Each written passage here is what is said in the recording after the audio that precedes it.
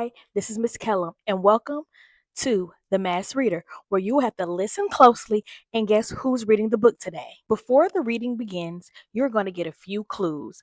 Pay attention to see if the clues can help you figure out who our mass reader is today. Let's begin. Our mass reader today is the Shining Star. I sparkle wherever I go. I love to cheer others on, and I work with the littlest learners. My biggest supporter? She works right alongside me. I believe in putting my D before my S and my S before my T. And just like this inspiring story, I believe little girls can shine big. Today I'm reading Parker Shines On by Parker Curry. Can you guess who this shining star is? Parker Curry loves being a big sister. She played dress up with her little sister Ava. She played piano with her baby brother Cash. And even when Ava ate the last slice of her birthday cake or Cash scribbled on her drawing, Parker still loved being with them, especially when they all danced. Dance party, Ava announced each time they began. Yes, dance party is a party, Parker thought. It was her outside celebrating the way she felt on her insides. At home, Parker sometimes made up her own steps, but in dance class, she followed her teacher's every move. Plie, jeté, releve. One day, Parker leaped across the floor and, oof, she smacked right into Myra. Oops, I'm sorry, Parker apologized, hopping back. Myra smiled shyly. She was new to the class, but not new to ballet. Passe, pirouette, Burbis. Parker loved watching Myra. She was amazing. Yay, Myra! And when Myra was given the solo in their upcoming recital, Parker cheered the loudest.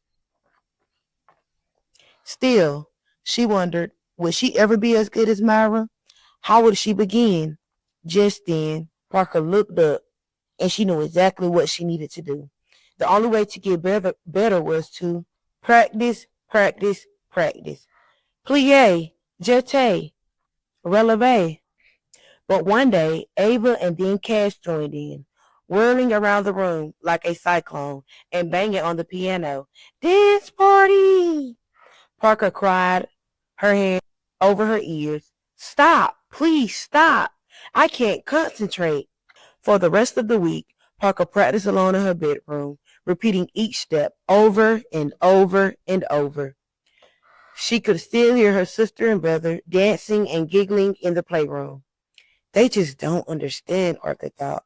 Becoming a real dancer is serious business. The night before the recital, Parker told her mother, I'm ready. Early the next morning, Parker's mother pinned a wreath of teeny flowers in her hair. Ooh, pretty. Even though she had butterflies in her stomach, Parker felt confident. All she had to do was remember her steps. What could go wrong? Backstage at the recital, Parker lined up behind Myra and the other dancers in her class.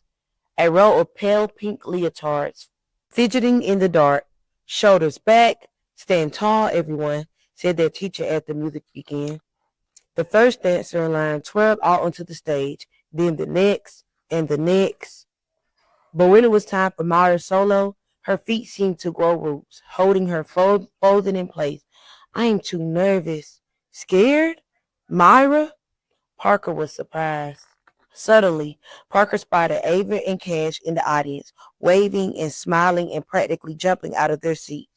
At first, Parker was worried they would ruin the recital until she heard Ava call out, Dance party! And she remembered what she loved. Parker grinned. I've got it, she said, squeezing Myra's hand. We can dance together. And so they did, whirling and leaping across the stage, letting their outsides celebrate the way they were feeling on their insides. Just like real dancers. So, can you guess who the reader was today?